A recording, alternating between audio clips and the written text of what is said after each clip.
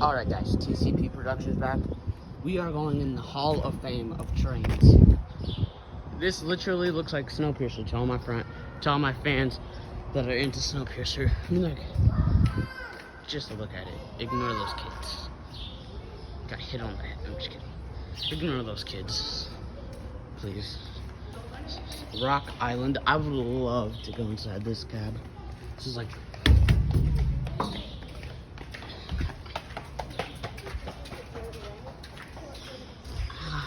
Ooh. The heck happened here? What the... No. Oh, everybody... I heard that people be hating on this train and be like... To all my fans out there who've been hating on this train, how do you think Snowpiercer was invented, huh? My guys? Huh? Got something to say about that, guys? Oh my gosh, another bullet hole and a cracked window. Oh, well, there's no sign that says don't go on this, so...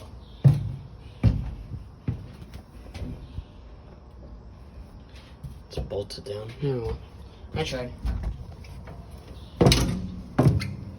Dog.